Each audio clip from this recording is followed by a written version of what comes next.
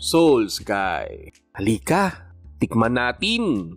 Isang umiikot na silid kainan sa kaitaasan ng lungsod. May lawak na tanawin ng Kalakhang, Maynila. Mayroon silang isinisilbing putaheng Koreano na authentic ang pagkakaluto. Karaniwang sinasabi ng mga nakapunta na rito ay hindi masarap ang kanilang mga pagkain. Hindi nakakaisang ikot ang palapag, taliwas ay pinagmamalaki nila. At may nagsabi pa na may mga serbidor daw na pinag-uumitan sila gamit ang mga lihim na transaksyon o under the table. Habang sa kabilang banda, kalidad daw ang kanilang mga putaheng Koreano. Ang halaga ay hindi gaanong mabigat sa bulsa kumpara sa marangal at mataas na antas ng karanasang kanilang iniaalok.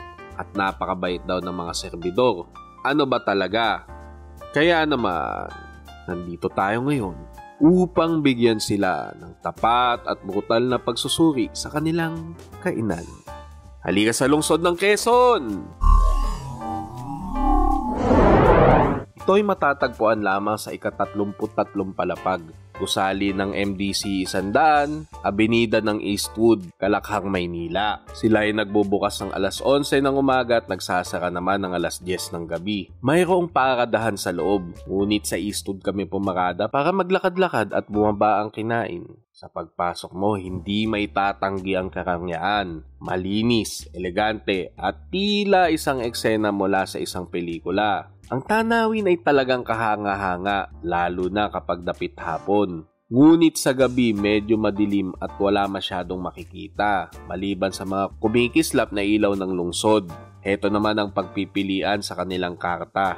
Kami ay umorder ng pandalawahang hainan, mainam para sa magkasintahan. Tikman na natin! Kalidad yung plato. Kuha mo. 0.5 pounds eh. Ayan, umpisahan agad natin sa kanilang limitadong 4 na pamutat. Una natin mga side dish. Ang kamote. Okay. Sabi nga lang, no? Okay. Miss libre ba yung side dish? Opo, sir. Side dish na lang kami. Matamis siya pero hindi siya nakakaumay. True. Matamis na matamis actually. Even yung tamis niya. Kimchi. Kailangan ko kanin. Gusto ko yung mga side dishes ko. Ang sarap din timpla ng kimchi. Ito manamis-namis. Sarap. Fish cake. Ito, squid ball nila eh. Sarap. Quality. Okay yung pagkakagawa. $5.99 na samgyup sa loob. Wala akong sinabing sarap. Mas malasa yung dito. Good job. At cabbage. Ito, dito tayo magkakatalo. Makapal yung mayonnaise. Sa dish lang po. Tapos pa-cancel order. Ito ay Okay yung side dishes nila. Konti lang pero quality. pasado. Boom. Yan tayo. Sinunod namin ang paunang hain ang baked scallop and cheese.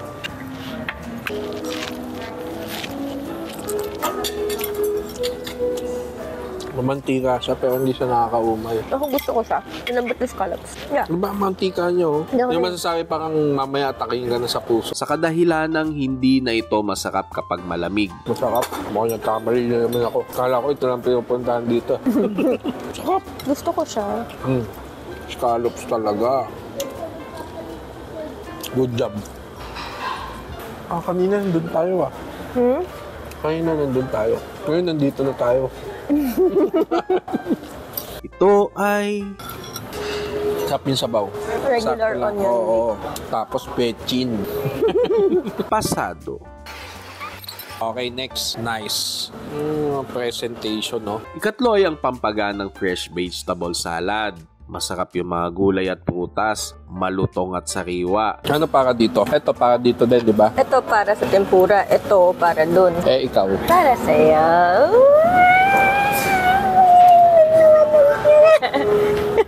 Nabudoy Mayroong sarsa ng ensaladang niyari sa mangga. Matamis ngunit di nakakaumay.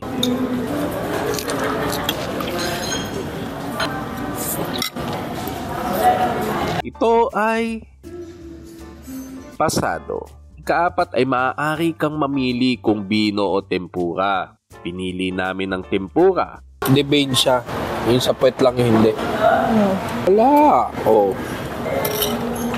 Ito ay may bahagyang timpla ng sawsawang labanos. Yung balot ay medyo matabang at kulang sa timpla.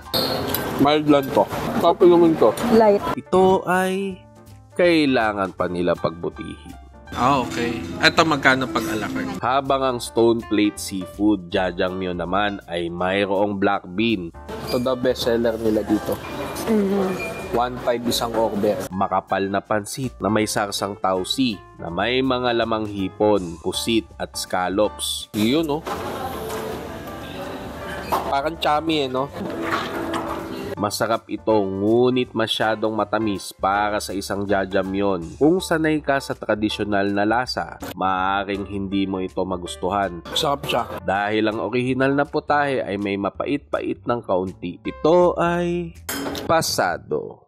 Ang buttered garlic alimango naman ay malaki. Ito ay nakabika na, kaya hindi na kailangang hatiin. Ganun. Ay, bukas na. Ganun. Bukas na siya. Sariwa naman, hindi amoy amonya. Joke lang. Dito kami nagtagal kung hindi ka sanay sa paghihimay ng alimango. Mas marami kang oras na gugugulin sa pagkalas. Malalaman natin kung nangangain ka talaga ng alimango, alimasag. May gumagawa para sa akin. Hindi naman Ito dito. Ayun, oo. Hindi, ito. Hindi yan, ito. Itong isa, ito.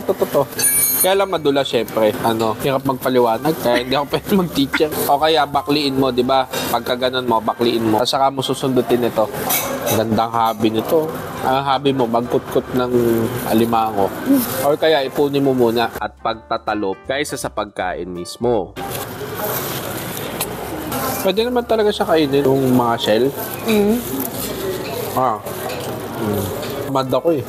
Pero yung mga ganito, matitigas kasi ito. Ang lasa, Magaling kang lumasa. Naka-video ka eh. Nalagay ko yun doon. Magaling kang lumasa. Sige ka. Whatever yun. Sobra pa nga sa tipo eh. Sobra pa nga sa tipo eh. masarap kung mahilig ka sa matamis. Uy. Ngunit hindi kasing espesyal ng inaasahan. Ito ay pwede na. Yung panimula ay ngayon pa lamang kakainin ang hamol pajon, isang malutong na uri ng bibingka na may hipon, pusit at berdeng sibuyas. Ito ay malutong sa labas ngunit medyo mamantika. Masarap naman, bagay sausaw sa manamis-namis na toyo. Ito ay pwede na. Isunod na ang paunang hain na prime Angus beef steak na sa medyo hilaw ang pagkakaluto. Masarap naman, malambot at malaman. Imbis na kabuti ay binalutan ito ng inigang na bawang. Ito ay pasado. Ang huli ay ang panghimagas na bingsu. Yung tsokolateng syrup na ginamit ay hindi ganon kasarap. Yung yelo naman ay pinong-pino. Mayroon din itong budbod na tsokolate. Maaari kang mamili kompresa o mangga na pampalasa. Kung ayaw mo naman ito ay maaari kang magpalit ng kape. Ito ay pwede na. Sa pagsusuri ko sa kanilang mga pagkain, ito ay makakasabay naman sa ibang Koreanong kainan. Hindi rin ito naglasang normal na samgyupsalan. Hindi rin totoo na hindi ka na maaaring humingi ng karagdagang pamutat dahil sa nakailang ulit ako sa minatamis na kamote. Sa pagsusuri ko naman sa kanilang restaurant ay napakadaming puntos ang aming tiningnan gaya ng maaari ka magpunta ng umaga at mag-walk-in dahil hindi naman sila ganon kaabala sa umaga at hapon. Sa nagsabi naman na may nangyayaring lihim na transaksyon ay hindi naman ginawa sa amin. At mabait naman ang aming serbidor na si Kat. Nagpapahiram pa nga sila ng karagdagang upuan para lagyan ng iyong kamera sa pagkuha ng video. Wala ring bayad sa serbisyo sa aming kinuhang set ng mga pagkain. Sa pag-ikot naman ng kanilang palapag ay hindi kami nahilo ni hindi namin halos ramdam ang paggalaw nito kapag nakaupo ka na. Sa bilis naman ng pag-ikot nito ay nag-umpisa kami ng alas 5 ng hapon at natapos ng isang ikot pagdating ng alas 7 ng gabi. Masarap naman ang mga pagkain. Kahit na kulang sa sinabawan na galbitang ang inihain, ay nararamdaman pa rin namin na sulit ang aming ibinayad. Para ka lang din nag-buffet sa gastos. Maaaring hindi ito ang pinakamahusay na Koreanong uri ng kainan. Ngunit tingin ko ay kaya nitong sumabay sa iilan sa kalidad ng kanilang inihahain. At ang kakaibang pakiramdam na gumagalaw habang kumakain ay hindi mo karaniwang makakanasan sa iba. Babalik ba kami? Oo naman.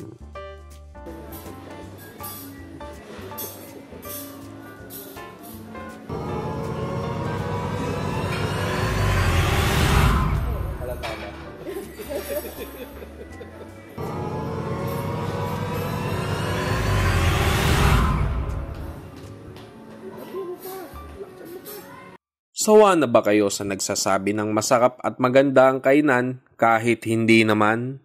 Pues kung nagustuhan mo ang mga pagsusuri at puna sa bawat bibisitahin namin ay maaari nyo kaming sundan sa aming mga social media. Tandaan, ang bawat tao ay magkakaiba ng kagustuhan at panglasa. Maaari kayong magkomento sa ibaba ng gusto ninyong kainan namin at kung iba ang pananaw ninyo sa aming mga sinabi. Maraming salamat sa suporta!